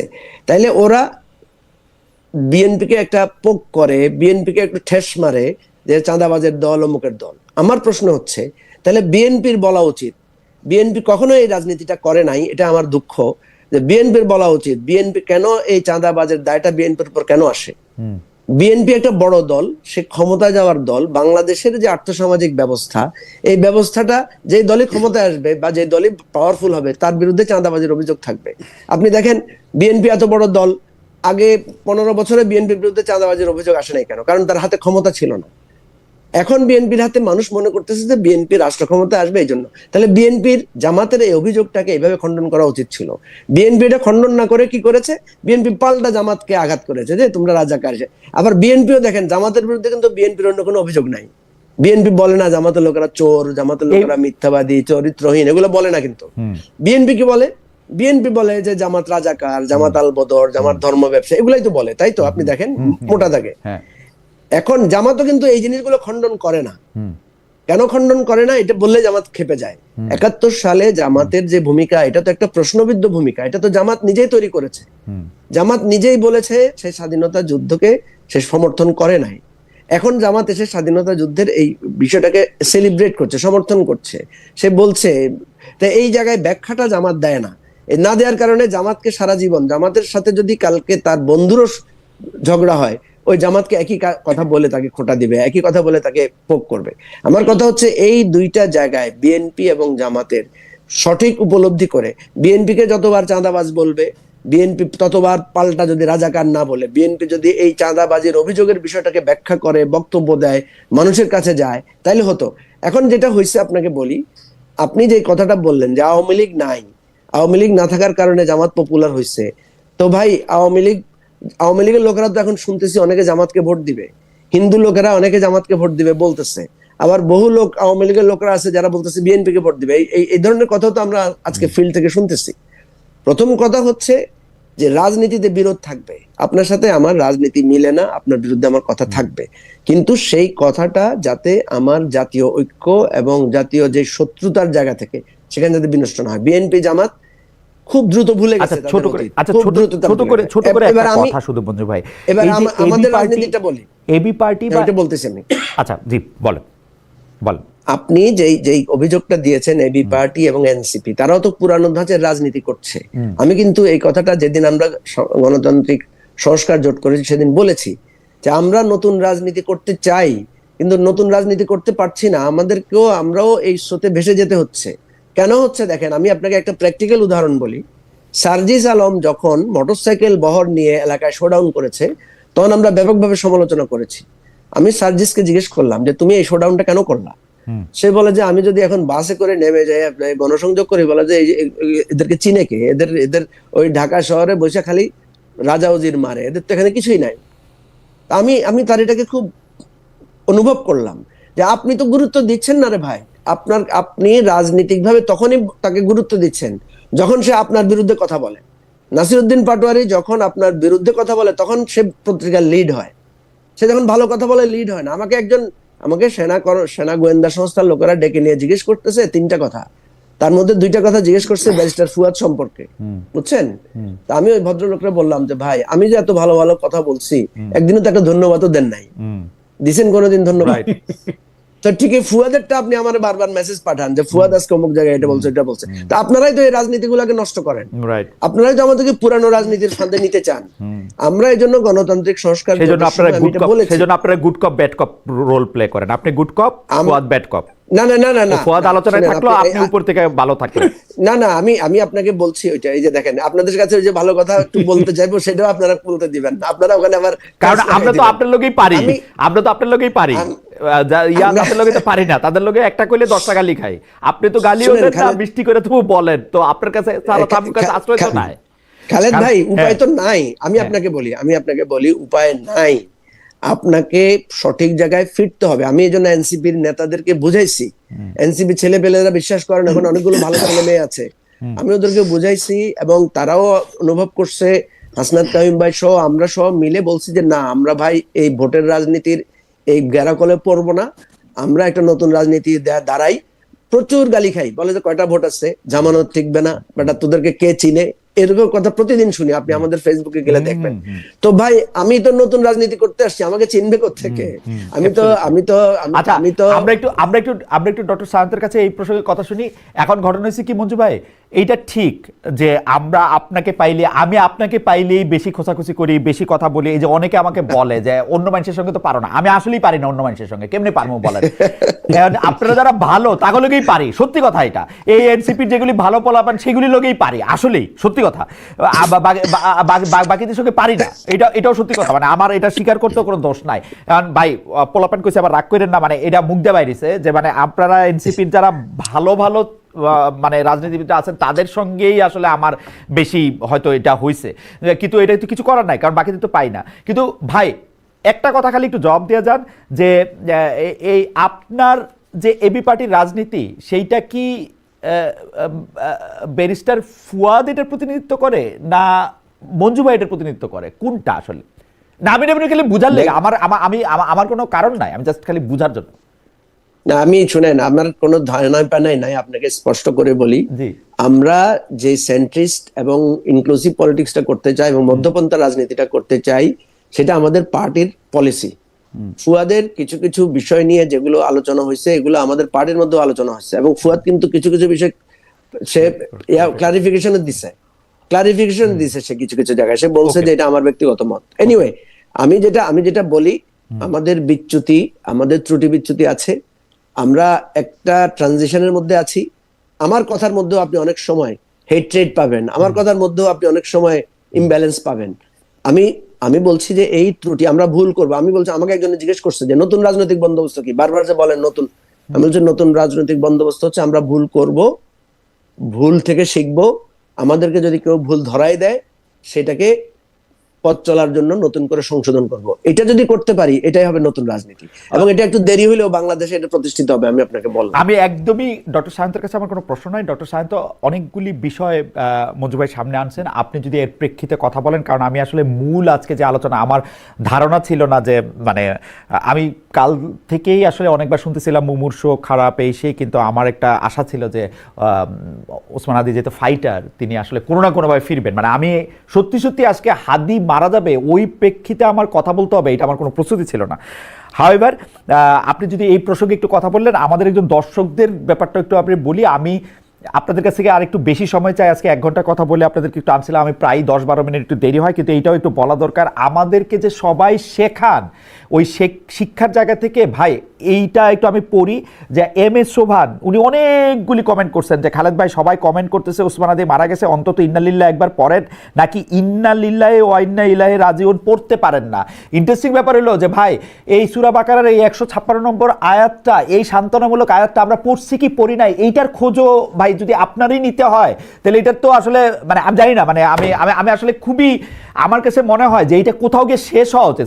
আপনার কাছে কি মনে হয় যে আমরা যে সবাই সবাই ধরা দিতে চাই, সবাই সবাই শিখায়, আমরা যে সবাই মনে করি আমি ভালো ওরা সবাই খারাপ, এটা কিরকম, এই জিনিসটা কিরকম আসলে? আল্লাহ কি বাংলা বুঝেন না, এটা মনে করেন ওরা? না, শুরুতে যে ওসমান হাদির রুহের মাগফিরাত কামনা করে, তার জন্য ভেস্ত কামনা করে, দুঃখ প্রকাশ করে শুরু করলাম আমরা, ওইটা হয়তো ওনারা বুঝেন নাই, অথবা ওনারা মনে করেছেন যে বাংলায় বলেছি, এটা মনের মতো হয় নাই তাদের।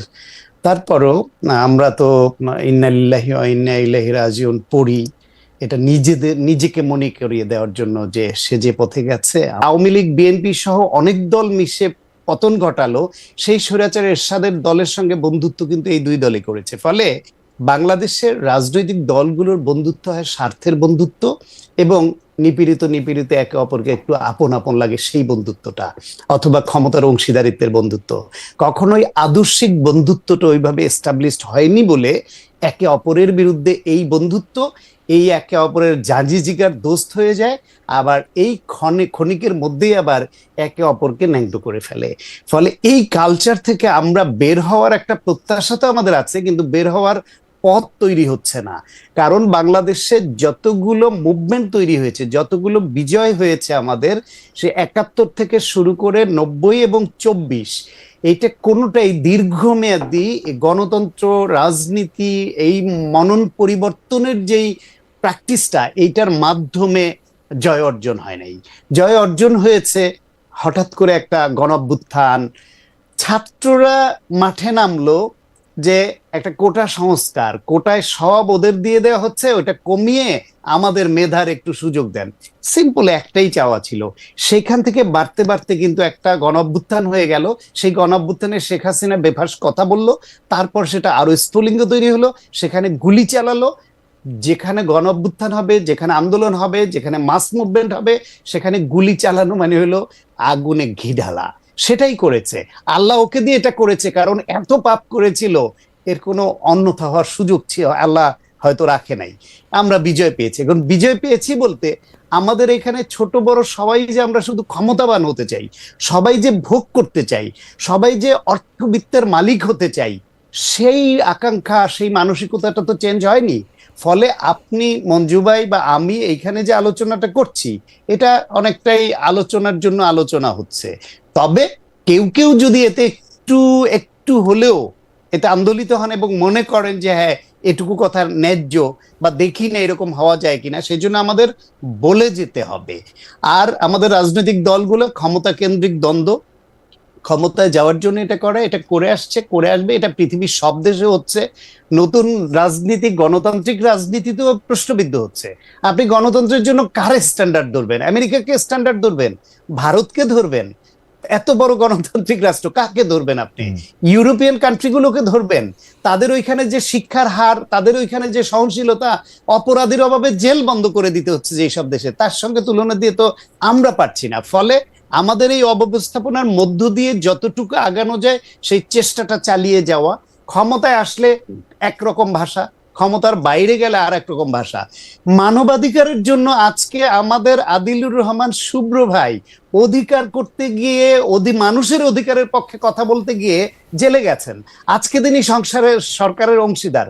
আজকে বাংলাদেশের মানবাধিকার নিয়ে ইন্টারন্যাশনাল হিউম্যান রাইটস অর্গানাইজেশন গুলো যে রিপোর্ট করলো, তিনি তার পক্ষে একটা কথা বলতে পেরেছেন। তার সরকার আগের সরকারগুলোর মতোই এটাকে ডিনাই করলো, অতিরঞ্জিত করা হচ্ছে। প্রেস সেক্রেটারি সেটাকে আগের স্টেটমেন্টের অনুরূপ একটা স্টেটমেন্ট দিয়ে দিলেন। ফলে বাংলাদেশের এটা জাতীয় চরিত্র, যাত্রীর যত সুবোধই বলেন আপনি, সুবোধ এক সময় পালিয়ে যায়, সুবোধ এক সময় ফিরে আসে, এটা শুধু বিশ্ববিদ্যালয়ের দেয়ালে। এটা মনের ভেতরের যে সুবোধ ফিরে আসা দরকার, এটা যাদেরকে আমরা আইডল ভাবতে চাই তাদের মধ্যে আসে না। আপনার আজকের এই উপদেষ্টাদের অনেকে আপনার সাথে বিভিন্ন সাথে এসে বলেছে না, ক্ষমতাসীনদের প্রশ্ন করে যে সম্পদের হিসাব দিতে হবে। তা আমাদের তো আকাঙ্ক্ষা ছিল এরা তো ওই সুবোধ, যে সুবোধ ফিরে এসেছে, বিশ্ববিদ্যালয়ের দেয়াল থেকে বেরিয়ে এসেছে, সবাই বলছে যে তো দিচ্ছেন না, সম্পদের হিসাব দিবে। জিজ্ঞেস করলে বলে আমি দিয়ে দিছি, ক্যাবিনেটে কোথায় গিয়ে যেন আটকায় রয়েছে। ক্যাবিনেটে কোথায় গিয়ে আটকায় রয়েছে মানে কি? ইউনূস সাহেব আটকায় রাখছে? সহজ হিসাব। তো ইউনূস সাহেব আটকাবে কেন? ইউনূস সাহেবের নিশ্চয়ই কোনো স্বার্থ আছে, নাইলে আর আটকাবে কেন? ফলে সুবেদদের ফিরিয়ে আনতে হবে অন্তর থেকে। বিশ্ববিদ্যালয়ের দেয়ালে ওই কার্টুনে শুধু সুবোধ পালিয়ে যায়, আবার সুবোধ ফিরে আসে। আমাদের জাতীয় রাজনীতিতে সুবোধ ফিরে আসার লক্ষণ এখনো আমরা দেখছি না, এটা দুঃখজনক। আমরা শেষ প্রসঙ্গে আসি যে আমরা যেই দুঃখ বা যে মৃত্যুর খবর দিয়ে আসলে শুরু করেছিলাম, আমরা আসলে মানে একে কেমনে প্রতিরোধ করতে চাই, কেমনে এইটা যেন আর না ঘটে, আমাদের জীবনে যেন এরকম আর না ঘটে, সেটার জন্য আমরা কি করতে চাই বা কি করা উচিত, এই জায়গা থেকে আমরা মঞ্জু ভাইকে প্রথমে শুনে ডক্টর সায়ন্তকে শুনে আমরা শেষ করি যে মানে আমাদের আসলে কি করার আছে। আমরা অনেকগুলি বিষয় নিয়ে কথা বললাম, অনেক মানুষের রাগ আমাদের উপর, অনেক মানুষের ক্ষোভ আছে সরকারের উপর, অনেক মানুষের ক্ষোভ আছে রাজনৈতিক দলগুলির উপর, অর্থাৎ সবাই আমরা সবার উপরে কোনো না কোনোভাবে রাগ হয়ে আসি, ক্ষোভ হয়ে আসি। মাহফুজ আলম আমাদের সাবেক উপদেষ্টা, তিনি লাশের বদলে লাশের কথা বলেছেন, লাশ পড়লে লাশের কথা বলেছেন। এখন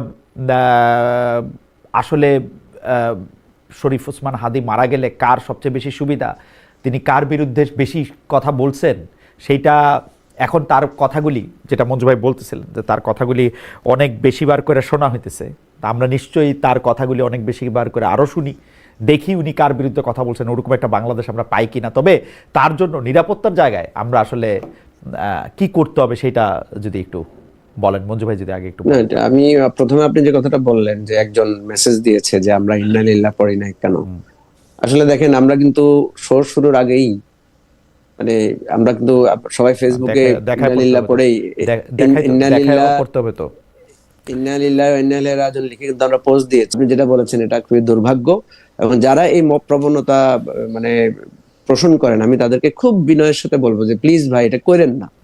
আপনি ভালো থাকেন, আপনি ভালো হন, আপনি সুন্দর করে আরেকজনকে যদি মানে আপনি যদি মনে করেন আপনি একজন ভালো মুসলিম, আরেকজনকে আপনি সুন্দর করে বলেন যে খালেদ ভাই একটু যদি এরকম দোয়া পড়তেন, হয়তো আপনারা পড়েছেনও, তারপরে যদি একটু পড়তেন আমরা খুশি হতাম। এইভাবে বলেন না, অসুবিধা কি? একজন মানুষকে মানে তার বাইরের দিকটা দেখেই তাকে আপনি খারাপ মনে করার এই প্রবণতাটা, ভাই প্লিজ এই এই এই এই রাষ্ট্রটা বদলাতে হলে আমাদেরকে নিজেদেরকে এই প্রবণতা থেকে বদলাতে হবে। আমি আপনাকে বলি খালেদ ভাই, আমি একটু মাঝখানে বলি, অনেকে আমাকে বলেন যে শুধুমাত্র নেগেটিভ কমেন্টগুলি আপনি কেন পড়েন, তার জন্য এরা উৎসাহ পান কিনা।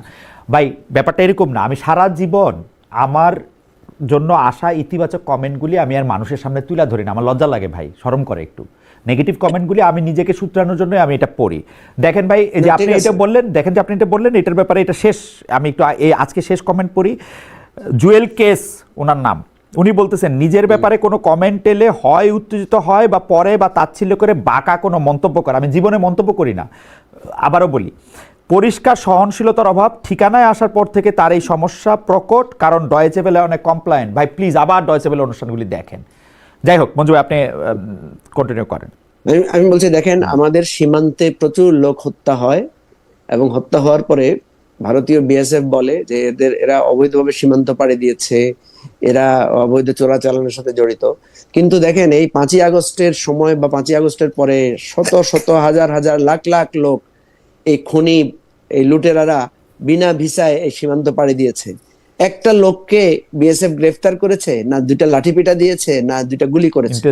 Interesting point. এই যে এই ঘটনাটা আপনি একটু দেখবেন। আমি বিশ্ব বিবেকের কাছে এবং ভারতের মানবতাবাদী নাগরিকদেরকে বলবো যে আপনাদের সরকারকে আপনারা এটা প্রশ্ন করবেন, যেই সীমান্তে আমার লোককে নির্বিচারে গুলি করে মারা হয়, সেই ভারত সরকার জানে না যে বাংলাদেশে এরকম একটা ঘটনা ঘটেছে, এবং এখান থেকে যদি একটা খনি পালিয়ে যায়, তার দেশে যায়, এটা তার রাষ্ট্রের জন্য এটা অপমান, অপবাদ। কিন্তু কিছু কি করেছে? তারা করে নাই, এবং প্রচুর পরিমাণ লোক না, এটা খুবই ইন্টারেস্টিং পয়েন্ট মঞ্জু ভাই। এত যে তারা অবৈধ অনুপ্রবেশের কথা বলে এরে গুলি করে, তারে ধুলায় রাখে, তারে মারে, তো এগুলি অবৈধ অনুপ্রবেশ না? মানে এগুলি খুব বৈধ অনুপ্রবেশ হয়েছে? একটাও তো আমি জানি না যে অবৈধ অনুপ্রবেশ। না না না, বৈধ অনুপ্রবেশ হলে তো ভাই সিল টিল থাকতো, তারা দেখাইতো, আমরা এখন দেখতে পারতাম না। আমরা তো দেখতাম যে বিজিবির চেকপোস্ট পার হয়েছে, বিএসএফ এর চেকপোস্ট পার হয়েছে, এখানে সিল বিল থাকতো, ঠিক আছে। তো এখন কথা হচ্ছে এই যে অবৈধ অনুপ্রবেশ, আওয়ামী লীগ, যুবলীগ, ছাত্রলীগ, খনি, লুটেরারা পার হয় ভারতের, আপনি ভারতকে কিভাবে আপনি মানে এই সমস্ত বাংলাদেশের সাথে এই সম্পর্কের অবনতির জন্য ভারতকে কিভাবে আপনি দায় মুক্তি দিবেন বলেন? সুতরাং আমি ভারতকে বলবো, রাষ্ট্রকে বলবো, বিশ্ব বিবেককে বলবো যে ভারত যদি এই আচরণ আমাদেরকে ছোট মনে করে, আমাদের সাথে যদি এই শত্রুতা এবং মানে হিংসাত্মক প্রবণতা বন্ধ না করে, ভাই কোনো লাভ নাই। তো আপনি আমাকে মায়ের আঁকাটা, ব্রিটিশরা আমাদেরকে মায়ের আঁকাটা শেষ করতে পারে নাই, ব্রিটিশরা আমাদেরকে মানে এত কামানের গোলাম মায়েরা একেবারে প্রধানত করতে পারে নাই। ভাই বড় হইলে সবকিছু হয় না। আপনারা প্লিজ এই জিনিসটা বোঝার চেষ্টা করবেন, সম্মানের সাথে সম্মানে থাকার চেষ্টা করবেন। কারণ আপনারা জানেন যে বাংলাদেশে 18 কোটি মানুষ, এখানে এক এই যে ওসমান হাদির এই মৃত্যু কত কত কোটি কোটি মানুষকে যে ক্ষুব্ধ করবে এর কোনো আমরা ডাটা খুঁজে পাবো না। আমি আপনাকে বলি যে এই একটা ওসমান হাদির বক্তব্যগুলো, ওসমান হাদি যে কথা বলে গেছে, আপনি নিজেই বললেন ওসমান হাদি কাউকে ছেড়ে কথা বলে নাই। ওসমান হাদির প্রত্যেকটা কথায় বিএনপি, জামাত, এনসিপি, সরকার, রাষ্ট্র কাউকে সে বাদ দেয় নাই। সে খেপাটে ছিল। সে আমি তাকে বোঝানোর চেষ্টা করেছি যে তোমরা এত উত্তেজিত হও না ভাই, তোমরা নতুন প্রজন্মের, তোমাদের দিকে তাকায় আছে। কিন্তু তার মধ্যে একটা বিপ্লবী ছিল। দেখেন সে কিন্তু এনসিপি তে জয়েন করে নাই, সে নাগরিক কমিটি থেকে বিচ্ছিন্ন হয়ে ইনকিলাব মঞ্চ নামে একটা মঞ্চ করেছে। এবং আমি অবাক হয়ে গেছি, আমি গতবার যখন ওমরায় যাচ্ছিলাম, আমি তার এই ইনকিলাব সেন্টারে গিয়েছি, সেখান থেকে আমি কিছু জিনিসপত্র কিনেছি, তার বই, তারপরে আপনার সেখানে সে শাড়ি বানিয়েছে, আমি সেখান থেকে 2টা শাড়ি আমার বন্ধুর জন্য, বন্ধুর ওয়াইফের জন্য গিফট নিয়ে গেছি।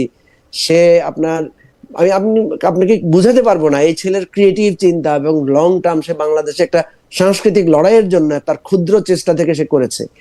এই ছেলেটাকে যারা হত্যা করেছে এবং হত্যা করে এর পরম্পরা যেটা দেখা যাচ্ছে, এটা একটা চক্র এবং এর পিছনে আন্তর্জাতিকতার গন্ধ আছে, লক্ষণ আছে। এটা এখানে শেষ হবে না, এটা নিয়ে গবেষণা হবে, এটা ইতিহাসে লেখা হবে। আমরা যেভাবে ক্ষুদিরামকে স্মরণ করি, আমরা যেভাবে আমাদের মানে তিতুমিরকে স্মরণ করি, আমরা যেভাবে যুগ যুগ ধরে বিভিন্ন দেশের বিপ্লবীদেরকে স্মরণ করি, এই ওসমান হাদিকে পৃথিবী স্মরণ করবে। ওসমান হাদিদের মৃত্যু তো ভাই, পৃথিবীতে তো বহু শিল্পীরা সড়ক দুর্ঘটনায় মারা গেছে, বহু নেতারা আপনার ভূমিকম্পে মারা গেছে, বহু অগ্নিদগ্ধ হয়ে মারা গেছে। মৃত্যু তো আমাদের যে কোনো ভাবেই হবে। ওসমান হাদির যে মৃত্যু, এই মৃত্যু তাকে চিরঞ্জীবন মানে চিরঞ্জীব করে রেখে গেছে। এবং সবচেয়ে বড় কথা হচ্ছে তার বক্তব্যগুলো, তার লেখনীগুলো, তার কথাগুলো, এটা এটা এটা এটা যুগ যুগ ধরে চলতে থাকবে। এবং আবু সাইদ যেভাবে একটা পোস্টার বয় আকারে আমাদের মুক্তির চিহ্ন আকারে থেকেছে, আপনি দেখবেন ওসমান হাদির পোস্টার বাংলাদেশের ঘরে ঘরে পৌঁছে যাবে। ওসমান হাদির ছবি বাংলাদেশের এই যে সোশ্যাল মিডিয়ার পাতায় পাতায় থাকবে এবং এই ওসমান হাদি নতুন করে অনুপ্রাণিত করবে। এটাই আমাদের সান্ত্বনা। এবং আমরা মনে করি যে আমরা হারবো না ইনশাল্লাহ। আমাদেরকে এই যত অপমান অপদস্থ করা হোক, আমরা অটল থাকতে হবে, ঐক্যবদ্ধতার সূত্র ধরে আমাদেরকে বিজয়ী হতে হবে, এটা আমার প্রতিজ্ঞা। ডক্টর সায়ন্ত। ঠিক আছে, একজন ওসমান হাদিকে আমরা হারিয়েছি, অতীতে বহু ওসমান হাদির মতো বিপ্লবী দেশপ্রেমিককে হারিয়েছি, 71-এ হারিয়েছি, 90-এর স্বৈরাচার বিরোধী আন্দোলনে হারিয়েছি, 24-এ হারিয়েছি, এখনো হারাচ্ছি, ভবিষ্যতে হয়তো আমরা কেউ না কেউ এইভাবে বলি হব। কিন্তু এটার থেকে আমাদের চাওয়া কি? যে এরকম অতীতে ঘটেছে, এখনো ঘটছে, ভবিষ্যতে হয়তো ঘটবে, কিন্তু রাষ্ট্র পরিচালক যারা, তাদের কাছ থেকে আমরা অন্তত চেষ্টাটা, সদিচ্ছাটা দেখতে চাই। তারা ওই চেয়ারে বসে, ডেফিনেটলি আজকে স্বরাষ্ট্র উপদেষ্টা বলছেন যে আইন শৃঙ্খলা পরিস্থিতি নিয়ন্ত্রণে আছে, ওই চেয়ারে বসলে এটা না বলে উপায় থাকে না। আজকে মঞ্জু ভাইকে ওইখানে বসালো, এরকম ঘটনা ঘটলে যদি ওই চেয়ারে থাকতে চান এটাই বলতে হবে, আমাকে আপনার কথাই বলতে হবে। কারণ ওই চেয়ারে বসে যদি আত্মসমর্পণের কথা বলা হয়, তাহলে রাষ্ট্রে কনফিডেন্স বলতে কিছু থাকে না। সুতরাং বলতে হবে, সুতরাং বলা একটা কথা, কিন্তু কাজে যে আমরা দেখতে চাই, পদক্ষেপ দেখতে চাই, যে এই কথাটা উনি বলেছেন চেয়ারে বসার কারণে, কিন্তু আর পদক্ষেপটা হচ্ছে খুনিদের বিরুদ্ধে, পদক্ষেপটা হচ্ছে নিরাপত্তা দেওয়ার জন্য রাষ্ট্রের জনগণকে, তার পদক্ষেপটা হচ্ছে দেশের মানুষকে রক্ষা করবার জন্য, তাহলে তখন মনে হবে এই কথাটা তিনি ওই চেয়ারে বসার কারণে বলতে বাধ্য হয়েছেন বা বলতে হয় তাই বলেছেন। কিন্তু ওনাদের কথা আর কাজ মিলে যায়। আমি একটু মাঝখানে একটু তথ্য দিয়ে রাখি, মঞ্জু ভাইও নিশ্চয়ই জানেন কিনা আমি জানি না, কারণ ঘটনাটা এখনকার। ডক্টর সায়ন্ত, প্রধান উপদেষ্টার প্রেস উইং জানিয়েছে যে কিছুক্ষণের মধ্যে জাতির উদ্দেশ্যে কথা বলবেন প্রধান উপদেষ্টা ডক্টর মোহাম্মদ ইউনূস। আমরা দেখি যে তারা আসলে কি বলতে চান, আমরা নিশ্চয়ই এটার দিকে নজর রাখবো। মঞ্জু ভাই, জাতিকে শান্ত থাকার কথা বলবেন আর কি, শান্ত থাকার কথা বলবেন। আমি আপনাকে বলি, আমি একটু বলে শান্ত ভাইয়ের সাথে একটু যোগ করি। ওনারা বলেছেন 3 স্তরের নিরাপত্তা, আপনি দেখবেন আমি তো দেখি 4 স্তরের ব্যর্থতা। দেখেন, একটা থ্রেট আগে থেকে আসছে, ওনারা মানে থ্রেটটাকে আগে থেকে মিনিমাইজ করতে পারেন নাই বা এটাকে রেসিস্ট করতে পারেন নাই, ঘটনা ঘটে যাওয়ার পরে পদক্ষেপ নিতে পারেন নাই।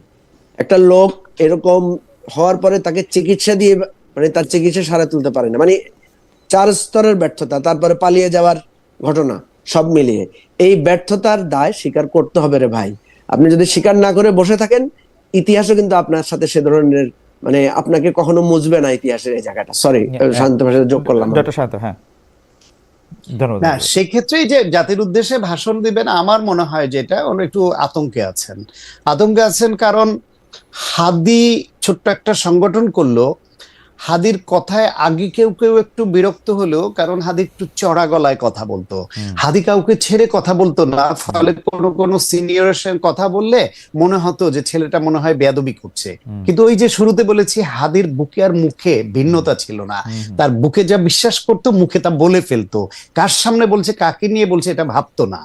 এখন তার এই গুলি খাওয়ার পরে তার নানান রকমের কথা যে আসছে, আমি নিজে জানতাম না এই কথা যে হাদি কবিতা লেখে, হাদির কবিতার বই বের করার জন্য পাণ্ডুলিপি জমা দেয়। শরীফ সীমান্ত নাম আমি তার। দেখছি তার কবি নাম শরীফ দেখছি সীমান্ত। যে হাদি একজন কবি, হাদি একজন প্রতিবাদী, হাদি একজন বিপ্লবী, হাদি একজন ধার্মিক মানুষ, হাদি একজন ইন্ডিয়ান আধিপত্য বা পৃথিবীর যে কোনো দেশের আধিপত্যবাদের বিরুদ্ধে দাঁড়ানো মানুষ। ফলে হাদির যে মানে মিনিংফুল শর্ট লাইফকে ওয়েলকাম করা মানুষ, মিনিংলেস দীর্ঘ জীবনকে সে প্রত্যাশা করে নাই।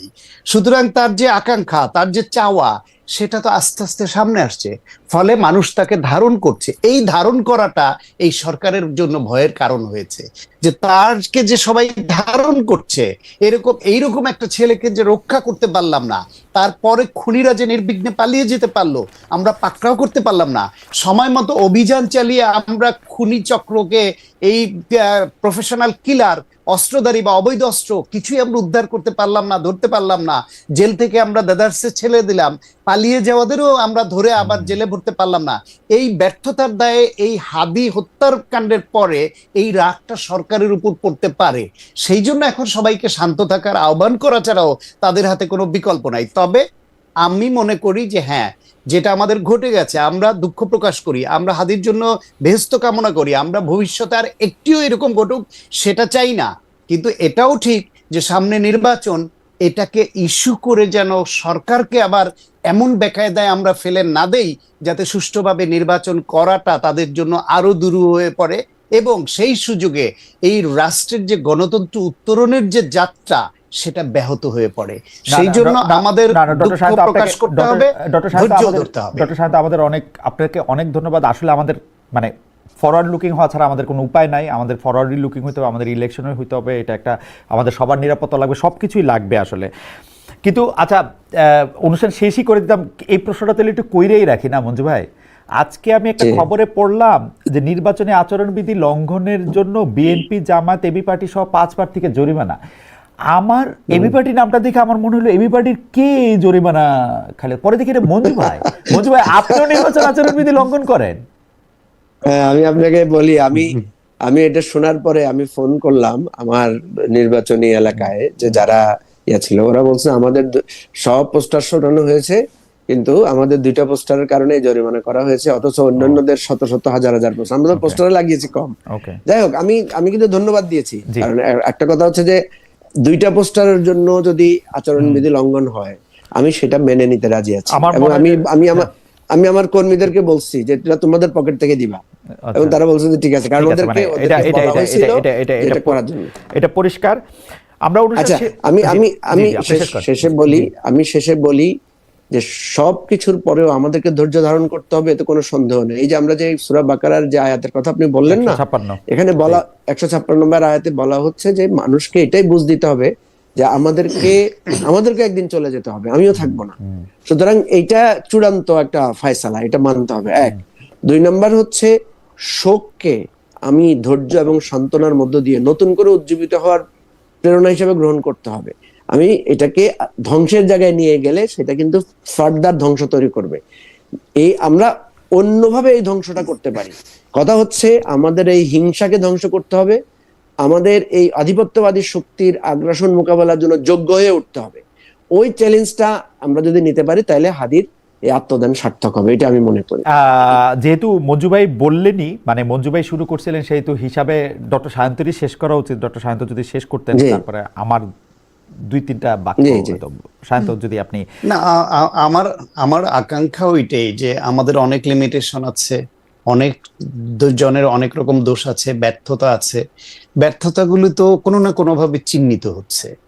চিহ্নিত হয়ে ব্যর্থতাগুলো মেনে নিয়ে ভবিষ্যতে যাতে ব্যর্থতার পাল্লা ভারী না হয়, মানুষের নিরাপত্তা দিতে হবে। এই দেশটা আমাদের জন্য, আমাদের পরবর্তী প্রজন্মের জন্য রক্ষা করতে হবে। সবাই দেশ ছেড়ে চলে গিয়ে কোথায়, পৃথিবীর কোথায় দাঁড়াবে, সেদিনও কিন্তু সংকুচিত হয়ে আসছে। ফলে অনেকের অনেক টাকা আছে, অনেক কিছু আছে, মনে করছে ওই দেশে যাবে, এই দেশে যাবে। সারা পৃথিবীতেই কিন্তু সে ব্যবস্থাও সংকুচিত হয়ে আসছে। ফলে এই দেশটাকে রক্ষা করতে হবে আমাদের, নিজেদের জন্য, পরবর্তী প্রজন্মের জন্য। সেই জন্য শুধু খাই খাই ভাব রাখলে হবে না, শুধু আমাকেই জিততে হবে, আমাকেই বড় হতে হবে, এই মনোভাব থেকে বেরিয়ে এসে সরকার এবং রাজনৈতিক দলগুলো এবং দেশের জনগণ যারা ভোট দিবেন, ভোট দেওয়ার ক্ষেত্রে তারা যেন বিবেকটাকে কাজে লাগান এবং দেশ, গণতন্ত্র, মানুষ এগুলা মাথায় রেখে আমরা এগিয়ে যাই। আমরা অনেকের বিরুদ্ধে অনেকে রাগ ক্ষোভ আছে, ক্ষুব্ধ হয়ে ইমোশনালি অনেক কিছু বলি, এটা সত্য, বলতেও হবে, এটাও সত্য। কিন্তু দিন শেষে একটু একটু দায়িত্বশীল হয়ে সবাই যদি না চলি, এই দেশটা রক্ষা হবে না। এই দেশ রক্ষা না হলে আমরা কেউ রক্ষা পাবো না। আমি শুধু বলতে চাই যে এই এই ছেলেটা যে মারা গেল, এইটা আমার জন্য কেন এরকম দুঃখের, মানে 2025-এর 14 আগস্ট আমাদের একটা অনুষ্ঠানে আমরা হাদিকে আমন্ত্রণ জানিয়েছিলাম। হাদি সেই অনুষ্ঠানে আসার আগে আমি একটু মানে একদমই অনুষ্ঠানের আগে আগে, মানে যখন মাইক লাগানো হইতেছে তখন আমরা একটু কথা বলি না, তো এই কথা বলার ক্ষেত্রে হাদি কিন্তু বলছিল যে আমাকে তার অনেক পছন্দ বা আমাকে সে অনেক ফলো করে বা পছন্দ করে। সেটা সে অনুষ্ঠানের মধ্যেও বলছে, মানে নানা রকমভাবে পুরো অনুষ্ঠানের মধ্যে। সে কিন্তু বক্তৃতা একরকম, এই অনুষ্ঠানের মধ্যে যারা দেখবেন তারা তো আবার দেখবেন, সে কিন্তু এক ধরনের ঐক্যের কথা সব জায়গার থেকে, মানে একটা আছে না, আমরা শুধু একটা চড়া গলার একটা হাদিরে শুনি, আপনার অনুষ্ঠানটা দেখলে দেখবেন যে অনুষ্ঠানের মধ্যে সে একটা ঐক্যের কথা বলতেছে, এক ধরনের মানে সবাইকে নিয়ে পথ চলার কথা বলতেছে, মানে নতুন ধরনের একটা রাজনীতির কথা বলতেছে। আপনি অনুষ্ঠানটা দেখলে দেখবেন, মানে রেকর্ডেড তো এখন তো ডিজিটাল